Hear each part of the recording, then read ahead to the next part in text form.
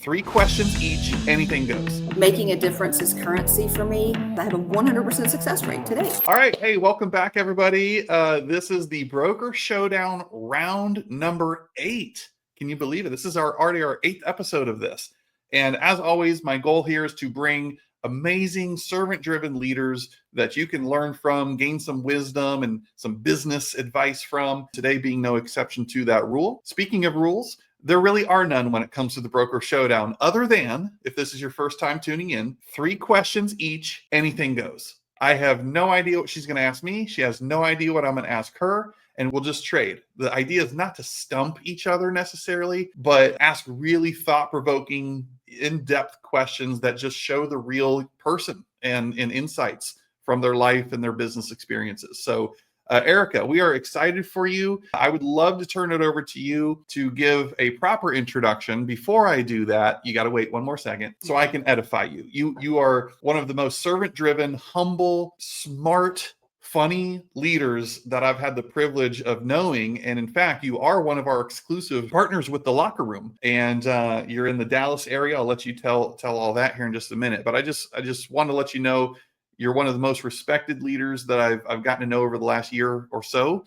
And I'm excited for today and allowing other people to get to know the real you as well. So thanks for being here. And I'll kick it over to you for the proper intro. Thank you. I like to say thanks to you because a lot of the things that I've learned recently, especially the last year, have come from you and your leadership and MLD. And so I'm super thankful for her, for you, and for this opportunity. So I am Erica Cates. I am the broker owner of Cates & Company. It's a boutique real estate brokerage in the DFW area. Our office is in Parker County, which is west of Fort Worth. We have 25 agents all around the DFW area, and I love them dearly. I love this profession, and I'm very honored to be here to share about it. Heck yes. Perfect. And you did it in 30 seconds or less. That was beautiful. I'll say it too, not to deter us. It's not what today's about, but literally at the time of recording this episode, yesterday, we made a very, very big announcement that Erica is not just the broker owner of Cates & Company, but now also an official Locker Room coach. So if you are a broker owner out there looking for a great coach, great partner in business, Erica has a ton of experience along with our tools and systems behind the scenes that I can speak for her. I think that you've got spots open now, 5 spots, in fact, first come, first serve. So reach out if you want to connect with Erica on that as well. There's my shameless plug for you. Thank you. All right. A little bit about me very quickly. If this is our first time hanging out, my name is Jake, founder and CEO of the Locker Room Real Estate Coaching and Training Company. Also co-founder with my business partner, Kit, in the Locker Room Leadership and Coaching Academy, which is an ICF accredited institution. Pretty fun stuff there. So we're all about growth. We're all about leadership. We're all about coaching and the skills to equip you to be a better leader and serve and impact others. On a personal note, married, 2 children. My youngest just turned 10, which is unbelievable to say. Obsessively passionate about just being outdoors, fishing, looking for Native American artifacts, and spend as much time as I can with the family and being fully present with them. I do have a background, hence the Locker Room symbolism in sports. So I played college and professional baseball, and now am doing this full time, leading, serving, especially broker owners out there who want to grow. Growth, retention, productivity, and profitability is the name of the game. So that's what we specialize in, and that's what we're here for. So the Broker Showdown is just what I said earlier. It's meant to feature and showcase people like Erica, so we can all learn together and have a little fun along the way. So I'm ready to dive into my first question, Erica. Are you ready to receive it? Sure. Let's go. Let's roll. Okay. So my very first question, love putting people on the spot for this one. Maybe I'll change it up someday if I become too predictable. But my first question is this. Let's say I'm an agent in your market right now, and I'm considering a change in brokerages. Tell me right now, what would you consider to be your unique value proposition, underscoring the word unique, and why should I consider joining you? Okay. I had a feeling that was coming because I have watched a few of these. So I have 2, which I know is shocking. You're not going to follow the rules, Erica. But so my biggest one are my agents. My agents are such a great resource and asset. What we have built at our brokerage is like no other.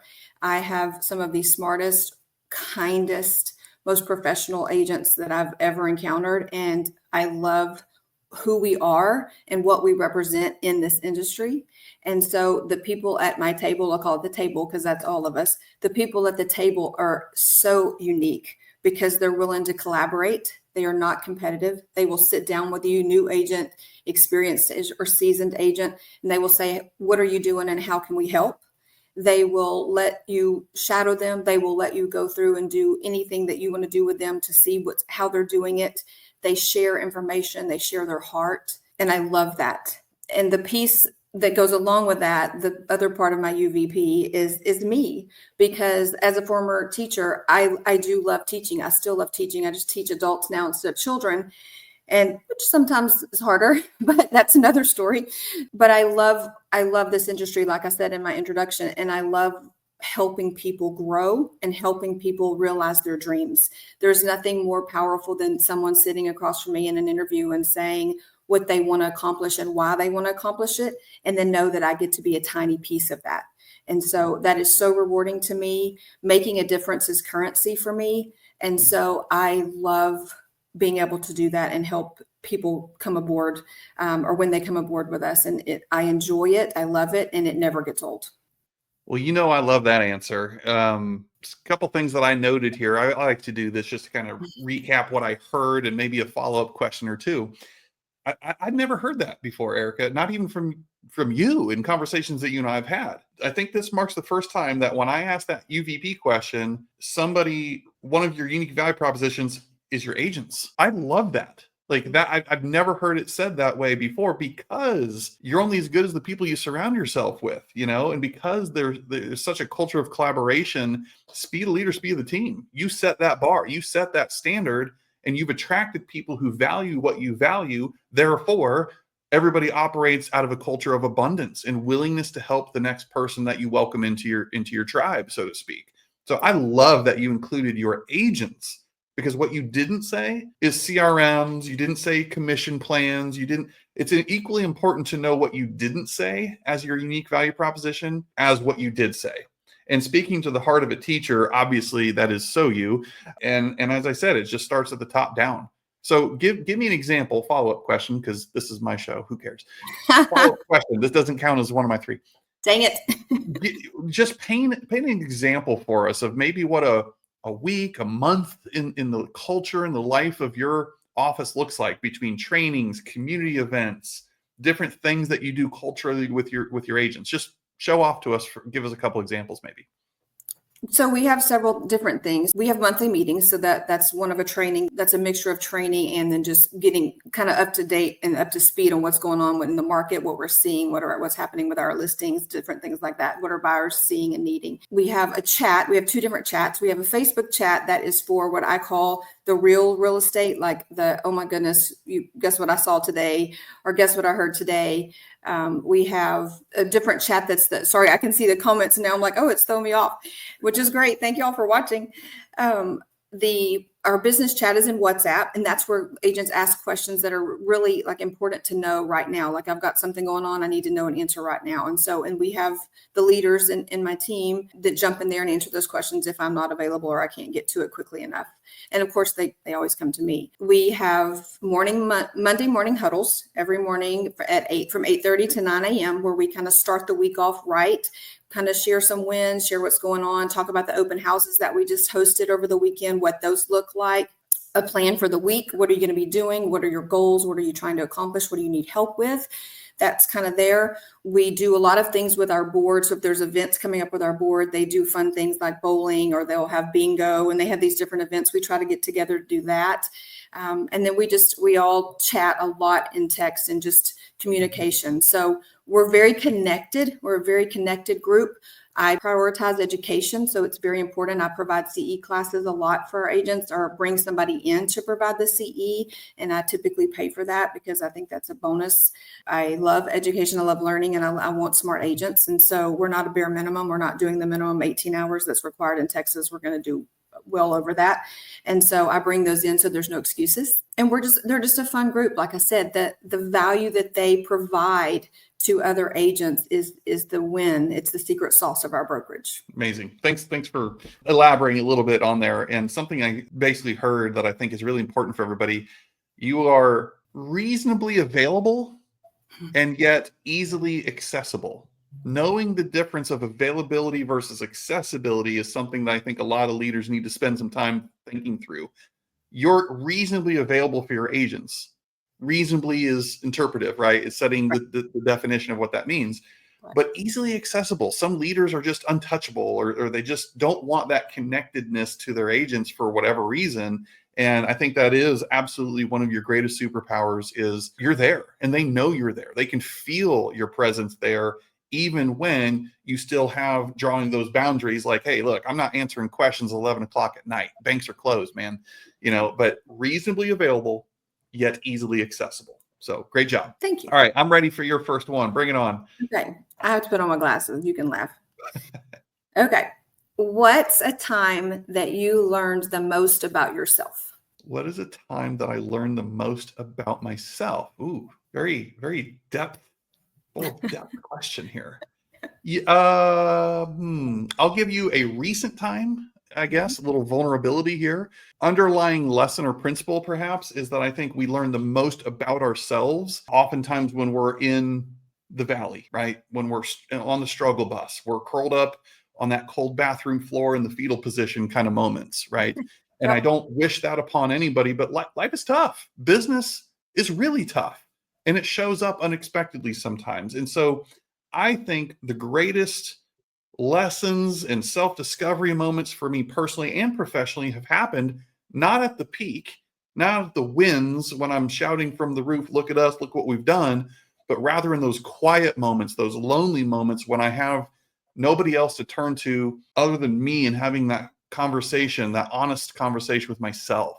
And I think we've all been there. I know we all have. So depending how much I want to share here, there was a moment, I don't know, maybe not long ago, but probably 9 months, maybe a year ago by now, when I hit something. I don't identify with what that feeling was because I'm a naturally positive, high energy, very passionate person, but I was just running so hard for so long. And it was a tough year last year for a lot of us.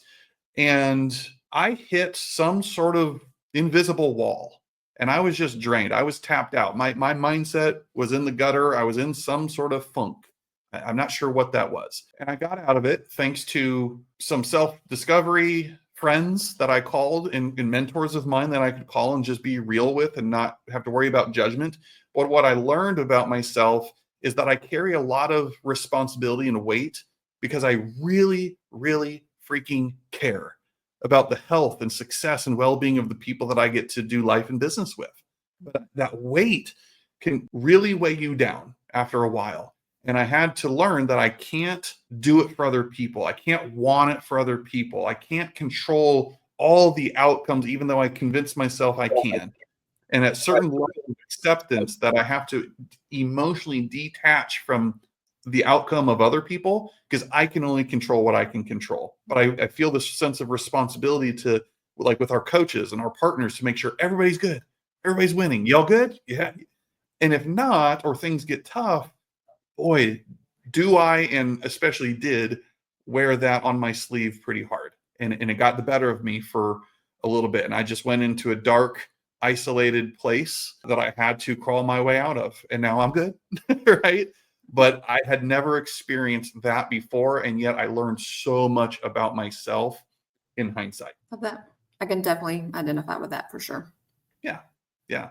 And it could be entrepreneurship, let alone life can be lonely if we isolate ourselves and let that get the best of us. So we always have to lean into each other, lean into our tribe, find your personal board of directors that says, no, I care about you too much that I'm going to say the thing or ask the question that nobody else in your life is. And you can hate me. You can be pissed at me for a day, a week, however long, but you can't question where that came from, knowing I'm looking out for you. And those are the people that I'm grateful with this situation that I'm referencing that I needed in that time. Get it. So there you go. All right. Ooh, that was a big one. All right. You ready for number 2?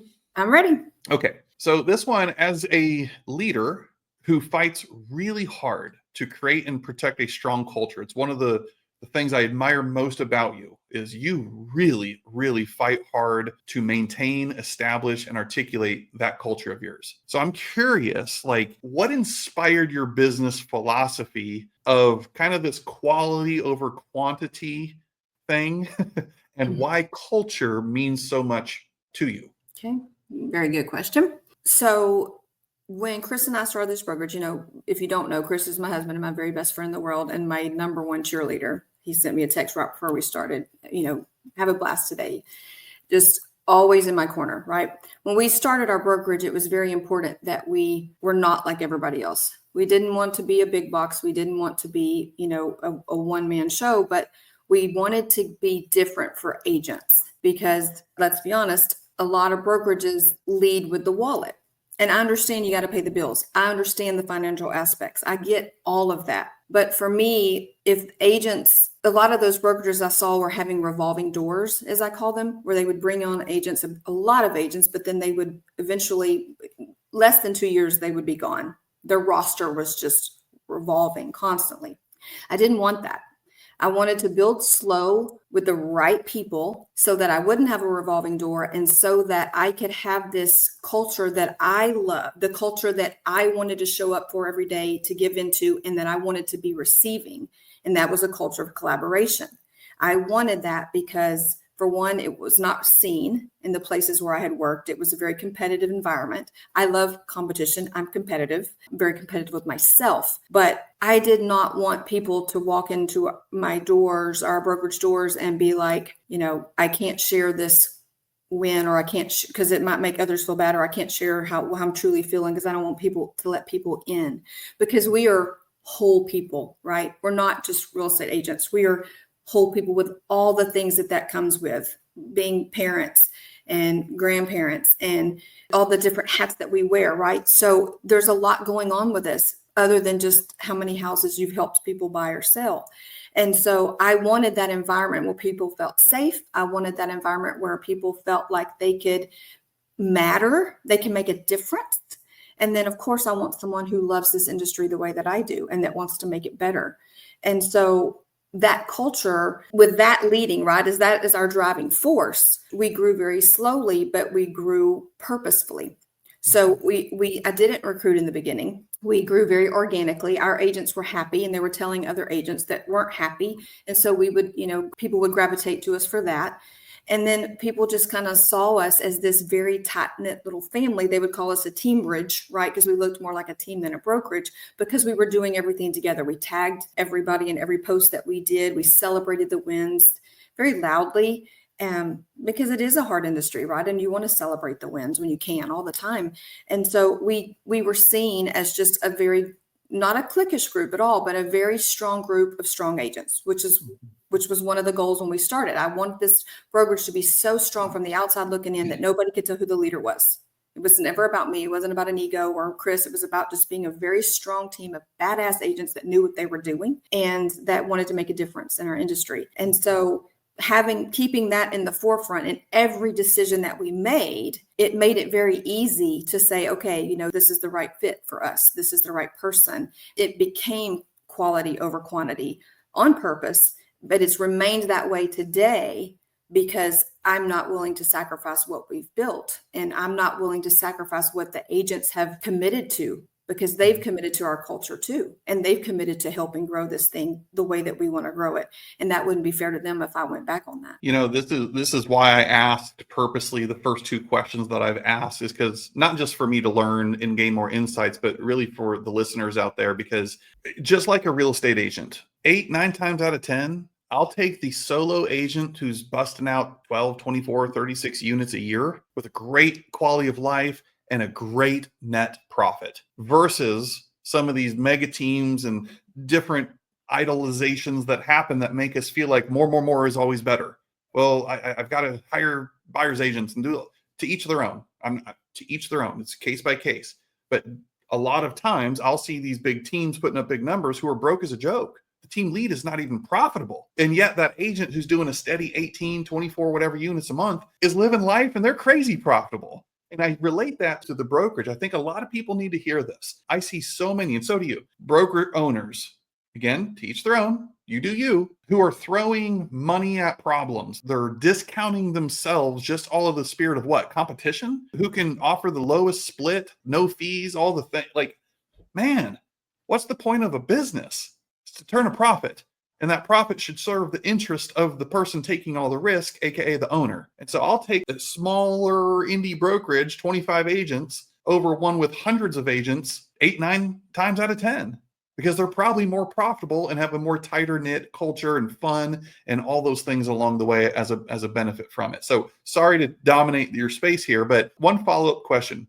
Is there a challenging moment maybe that you can think of where you had to defend the integrity of the culture that you stand by, even when it was a hard decision or maybe not popular from the outside looking in? Is there any unique example that you can think of where you had to really dig in and it was a test of will to defend it? Yeah, definitely. We had, we'll just say, a bad apple that it was a referral. It's one of those things, but sometimes you don't always know what you get until you've got it. And there were some jealousy issues there, and that started some things in the brokerage that we had never experienced before, and that my agents knew better that we would not tolerate. It all came to a head. Someone had to be let go.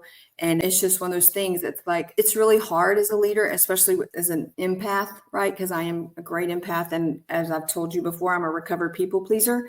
So never want to hurt anybody, never want to be the bad guy. That was a stigma that I held for a long time, as I couldn't be the bad guy. But I'll tell you, culture was everything to me. And I fully am aware that culture doesn't pay the bills. And we have a very business mindset when it comes to work. But at the end of the day, if I don't have a buy-in from my agents, if they don't want to show up, if they don't want to contribute, if they don't want to help, that equates unhappy clients. Because happy agents create happy clients. And I believe unhappy agents create unhappy clients. And our clients are what we are focused on. Our clients is what we do everything around. Their experience with us is everything to us. So having a place where agents feel safe and they feel happy to be, and they want to give more and contribute is what it's all about for me. So protecting that at all costs, yeah, it's going to happen, not just for me, but for my agents and for our clients, because I see it all as one giant big piece of the puzzle. I feel like Erica's taking a church right now, guys. If you're watching this live or the replay, and she said something just now in this whole culture and defending that culture conversation, give her some love. Drop us a comment. What spoke to you just now? We'd love to hear. And what's your stance? What's your attitude on quantity and the whole quality and quantity in that whole conversation? We'd love to hear. So leave us a comment. All right. That's it from me. Over to you for question number 2. Okay. What is one thing you would change about our industry if you could? Maybe I should have had you send me these questions in advance so I could prepare about it. No, that defeats the purpose. No. Okay. I got one, I think. Yeah, I got one. Matter of fact, shameless plug. I'm allowed. 19 things they don't teach you in real estate school. A little flimsy book, short, quick, easy, punchy, crunchy read. Go get it. $4.99 on Amazon, whatever. Okay. I would change the initial barrier of entry into our profession. I think it can get watered down because, frankly, not to insult anybody here, but if you've got a pulse and you got a few bucks, anybody can go get a real estate license. And just the barrier standard of entry is very, very low. And I think that can water down those who take this very, very seriously. This is a very noble, worthy profession. And we're helping people oftentimes with the largest investment of their life. I don't take that lightly. I know you don't. That's sacred work, man. And it's very noble. But there's a lot of, as you said before, bad eggs or different people that maybe just shouldn't have gotten in for whatever reason that can sometimes taint that brand or reputation of the realtor. And so I would change that in addition to, I guess, more, not just the education to stay out of, as we put it, realtor jail, stay out of trouble, and learning how many square feet are in a freaking acre and stuff that I'll never use in my life, and actually make part of that licensing process more realistic of how to run a business, how to obtain and serve clients at the highest level, real life practical things that translate into the field, not just mind-numbing stuff that I have to memorize to pass a stupid test. That's my unfiltered answer. And I think it becomes this full vicious cycle as to one of the contributing factors as why 87% of agents that get a license don't make it. And I think we can do better on the get-go of raising the level of standard, raising the bar of what education and pre-licensing means to give people a fighting chance and to weed out people that may think this is HGTV or make a couple Facebook posts and all of a sudden I'm earning millions of dollars. I wish it was that easy, right? Yeah. So that's my answer, I think, That's for cool. now. I almost want to ask you back. What about you? That's a great question. What would you change? I have twofold. So it's barrier to entry, definitely, because it's non-existent. It's not taken seriously. We live in a very litigious society, and they don't take that into account, that you're dealing with people's livelihoods, their futures, this biggest decision that they'll ever make, most likely the biggest transaction they'll ever make. And we're a piece of that. And you don't know what you're doing. It's crazy. It's absolutely crazy. To that point, broker responsibility, because as long as brokers are not held responsible for the things that are happening on their watch, that's going to continue to happen in our industry. So for me, again, it's that quality versus quantity. When you're focused on quantity, you're not focused on service. You're not focused on what are my agents doing. You're not focused on, is this being done right or being done well? And I've said it before, when agents are doing things in my name, in the brokerage's name, what affects one affects all. And so it doesn't take long to have what you've built ruined or damaged greatly by someone not knowing what they're doing, because especially in social media, it takes zero time for someone to bash you and then you're on the defense. Right. And that is not fun. It's very hard to overcome. And so when brokers are not held responsible for their actions as a broker, for what their agents are doing, we're not going to see anything change, because the numbers are so great and they continue to benefit from the numbers. There's no incentive for them to change that. Well said. Let me pull up a comment here from Kristen, and then I'll ask my final question. Kristen said, yeah, and this was in reference to something you said earlier. You can't change the industry for clients and the public view if you're leading with your wallet. Yeah, people over profits. I know that's become a kind of a cliche thing, but man, I think especially in downturns and tough times when we are in a cyclical industry, those who make it and do so in the long term can always find a way of putting other people's interests before their own, so they're not just walking around there with commission breath. Exactly. Yeah. Ooh, sticky. Yeah, stinky. All right. Third and final one from me. You good? I'm good. Okay. So little prefacing here. You are somebody, obviously, who wears a lot of hats, and yet you continue to show up full on, fully present as a leader, even when life happens. Again, just one of the great qualities I've been able to admire of yours. So my question being, what advice would you give to another broker owner leader out there watching this who is struggling right now to juggle everything, especially when personal life shows up? Just maybe speak to that and how you handle it emotionally, mentally, physically, all the things. Okay, now you got me. There's a lot to unpack there, my friend. So boundaries are important. That's a given, right? You got to have boundaries. You got to have this built-in space for yourself and for your people. I do my best to do something for my brain. I love to listen to podcasts and to different trainings and different things like that for my brain. I try to do that every day. I try to do something for my body every day, working out something, some version, some way, even if it's a walk. And then I try to I have some peaceful moments, even if it's very tiny. I try to have some moments that are just about going in to come out, right? Reflecting and all those things. Sometimes that's 5 minutes each. Sometimes one's 2 minutes and one's 30 minutes. I just try to make sure that those get hit every single day, because I don't like the saying you can't pour from an empty cup, because I've poured from an empty cup many days. It's not great. It's not wise. It's not smart, but you got to do what you got to do, right? So switching in the hats, like I said earlier about our agents, we're so much more than just agents. We are people that carry all of these things around with us all the time. Right. And so everybody that I've ever known has always, especially females, has always struggled with that quote work-life balance. I don't really buy into that, because balance is pretty much like this, right? It implies that it is equal, and it's not. Our lives are not equal. Some days our children are driving us absolutely insane and work is going great. And other days work is great and our children, or work is horrible and our children are great. And other days they're both insane and other days they're both great. There's never seems to be a day where everything is all aligning, right? When they happen, that's great. I think what I do, what I think is beneficial, and I've learned through the years, is that allowing yourself grace for the ugly moments and saying, okay, this is not the way that I wanted it to be. And then sitting in the suck. So I sit in the suck. I've sat in the suck before. I was a single mom with children with special needs. talk about sitting in the suck. I've gone through some really dark times in my life, and every single time I just said, this is what it is, but it's not permanent. It's going to get better. As I have a 100% success rate today. And so do you. We all do, right?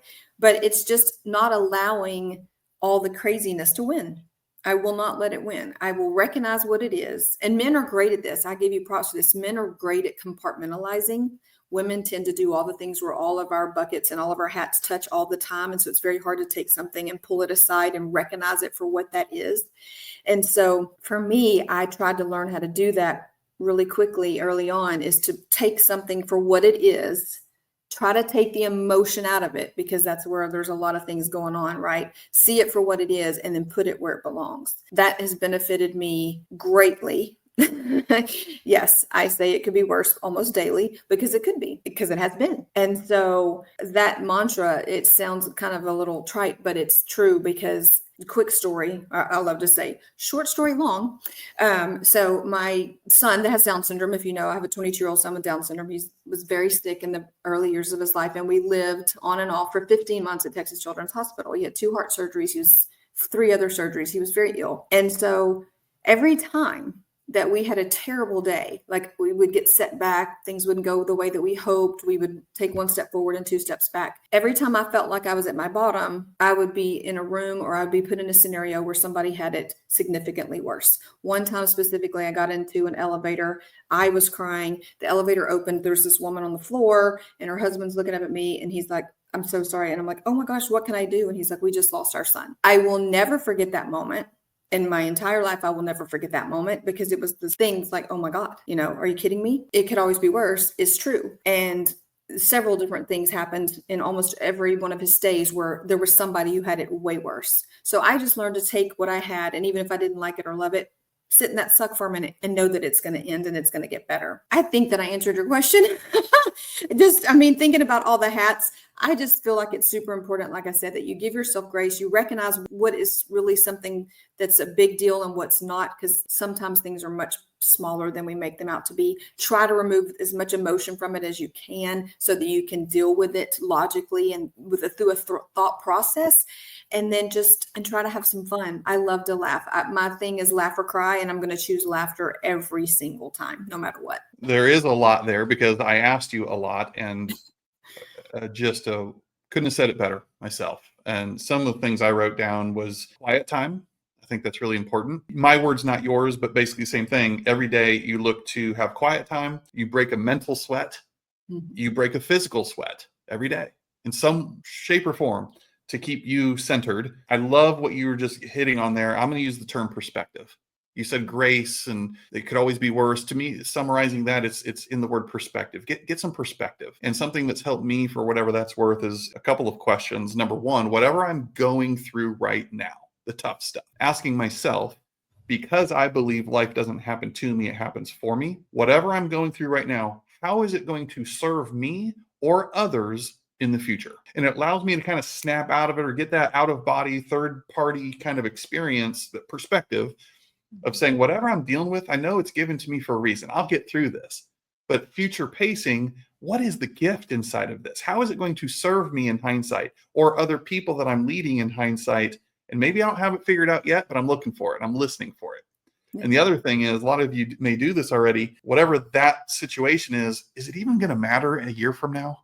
Will I even remember it? This thing I'm stressing so much over right now, will it even matter when I look back a year from now?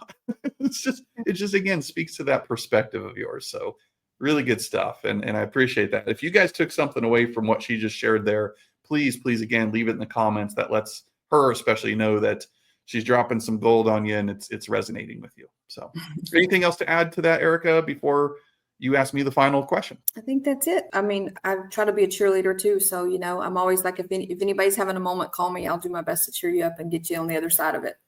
That is the truth. I wore my hat today just for her, because it's an inside joke. We won't go over it, but go Frogs, go Frogs. And she's a joy to be around, and she will be the first one to champion you. And it's just awesome. So thanks. Thank you. Love the hat. I need one to go with my skirt. Yeah. Okay. All right. You ready for yours? Let's do it. Okay. What legacy do you hope to leave behind? All right. First, let's define it.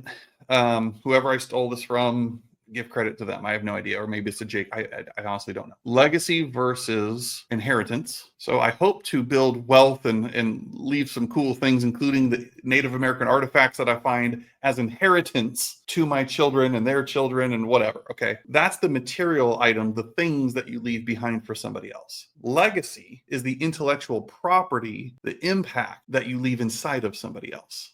So when you ask me a legacy question, for me, it's not, oh, dad did a bunch of things and left a bunch of cool stuff behind. No, for me, it's the intellectual property. It's what I've instilled into our children, into others that I serve, whether they be locker room coaches, somebody I spoke for at a conference, all the areas of when I get to touch the life of another human being, I show up even when life is happening in the background with my game face on, because I see it as such a sacred opportunity to pour into other people, even if it's just one person that's like bobbing their head, like, yeah, he's talking to me right now. No, that's the person God put in front of me that day to hear the message. And it only takes one, and create that ripple effect, as Mother Teresa says. I'm going to butcher it, but I may not be able to change the world, but I can cast a stone that leaves many ripples. And it's that ripple effect that I'm after. So to finally answer it, in essence, it really is that. I collect as many people's goals and big whys as I can, and all that meshed up together is my big why.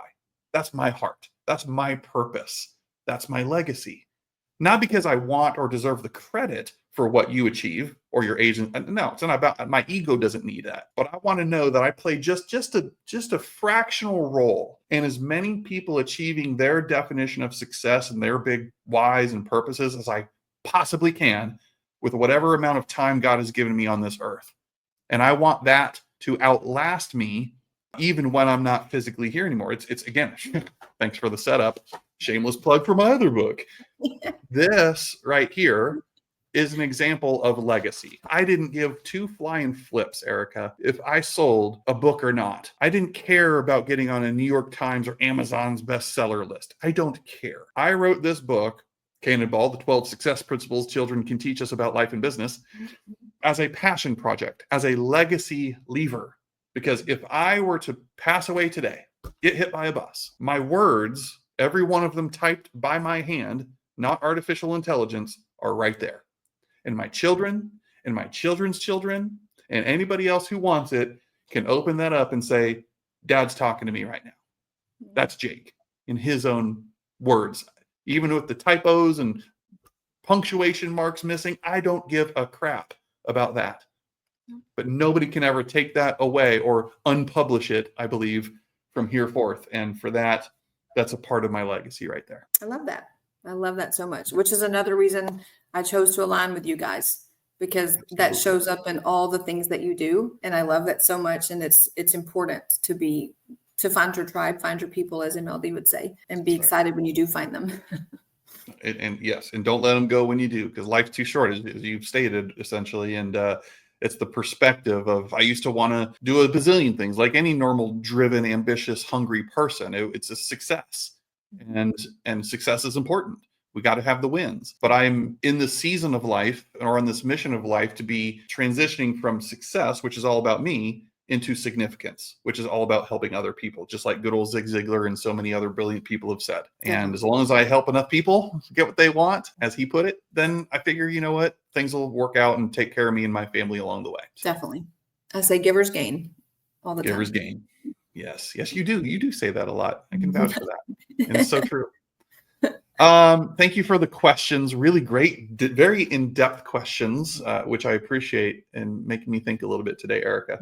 The last one for me. I had what's your go-to karaoke song too, but I mean, yeah, we'll have you back, and we'll ask some goofy questions maybe. Yeah. So just land the plane for us. I never prep anybody for this, but just anything, any last words of wisdom, or maybe something you haven't said today that you just want to leave the folks with, that's just like a little gold nugget maybe. I would just say to all the agents out there working, keep going. Just remember your why, remember why you started, keep going. I hope that you have a network of support that you can lean on and lean into when things are rough.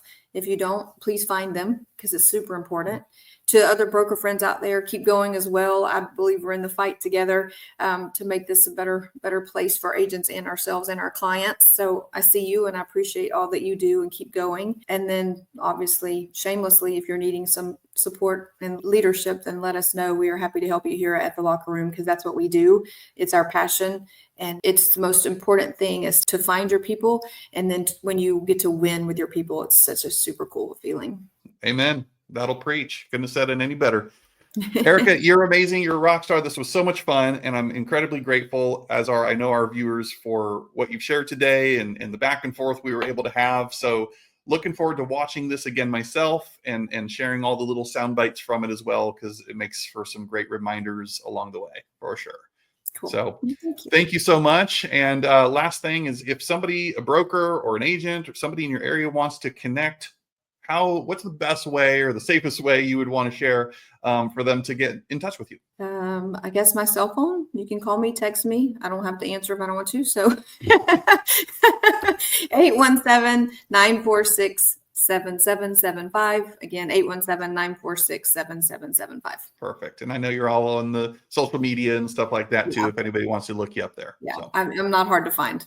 There you go. There you go. Well, again, we're grateful. Broker Showdown round 8 concluded, and we'll see you guys on the next one. In the meantime, let us know if we can help. We'll see you on the next episode. Thanks, guys. Thank you. Thank you.